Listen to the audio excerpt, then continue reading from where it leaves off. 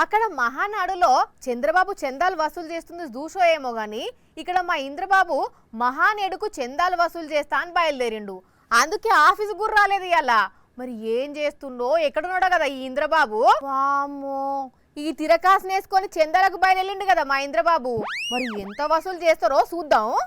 తిరకాసు మనం ఇలా బుక్కు పట్టుకొని చందాలు వసూలు చేయడానికి వెళ్తుంటే ఎలా అనిపిస్తా ఉంది? సైకిల్ అతికిచ్చి కిరాయి డబ్బులు వసూలు చేసేందుకు పోయినట్టుంది బాబు గారు. ఏం చంద్రబాబు గారు 3 రోజుల పాటు అన్నం తిన్నోళ్ళు ముఖం పెట్టినట్టు పెట్టారా?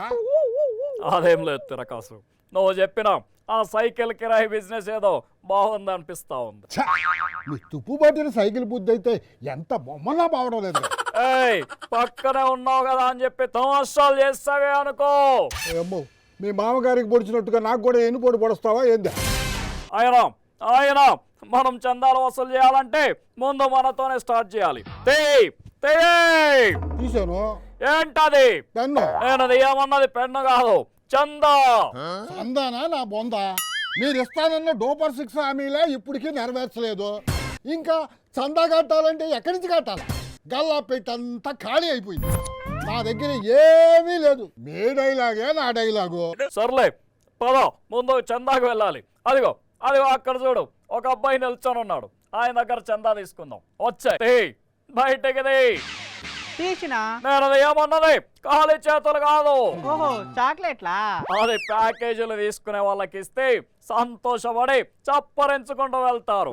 మాకు కావాల్సింది చాక్లెట్ కాదు, చందా. చందానా? మేమెందుకు ఇవ్వాలి? అదేంటి, ఇవ్వకపోతే మీకు అన్ని కనెక్షన్లు కట్ అయిపోతాయి, మీకున్న పదవి పోతుంది, ఫ్యూచర్ ఉండదు.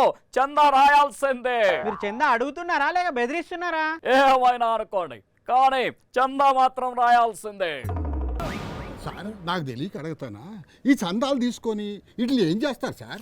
లారీ పప్పులు కొనుక్కొని చప్పరిస్తాను, లేదంటే ఇల్లు కొనుక్కుంటాను ఇంకొకటి. నీకు అవసరమా? అదే విషయం పబ్లిక్ కి చెప్తారా మరి? అలా ఎలా చెప్తాం? మనం చందాలు వసూలు చేసేది ప్రజా సేవ కోసం కదా. ఎంతకీ కళాధర్ గారు మీరు ఎంత రాస్తున్నారు చందా? 116. ఏదేమైనా పెళ్లిళ్ళ చదివింప మహానేడు ఎక్కువ చదివించండి. తీసుకోలేకపోతే వెళ్ళిపో. సర్లే ఎన్నో అనుకుంటాం. సచ్చినోడి పెళ్లికి వచ్చిందే కట్నం. ఎంత ఇస్తే అంత తీసుకోండి చంద్రబాబు గారు. అలాగే సరే, ఎంతో కొంత ఇవ్వండి. ఈఎంఐ రాసుకో. ఏదంటే తిరకాసు ఈఎంఐ కింద రాసుకోమంటాడు. అవును సార్, నా చందా కూడా అప్పు కింద రాసుకోండి. మీరు చెప్పిన డోపర్ 6 హామీలు నాకు ఇచ్చినాక అందులోంచి ఆ చందా నీకు ఇస్తాను. అయ్యో ఇంద్రబాబు గారు, ఒక్క రూపాయి కూడా చందా వసూలు కాలేదా? లేదమ్మా, పావలా కూడా కాలేదు. ఎందుకు సార్? ఏమంటారు చందా అడిగితే? డోపర్ 6 హామీలు ఇస్తేనే అందులోంచి తీసిస్తామంటా ఉన్నారు. మరి ఇంకేం, ఆ డూపర్ 6 హామీలు ఇస్తే అయిపోతుంది కదా. అక్కడ గల్లా పెట్టే కాలే. అట్లనా? మరి గసోంటోళ్ళు అది ఇస్తాం ఇది ఇస్తాం అని ఎందుకన్నారు? మరి ఇప్పుడు ఏం చేయమంటారు నన్ను? టీడీపీ తూర్పు తిరిగి దండం పెట్టుకోవడమే.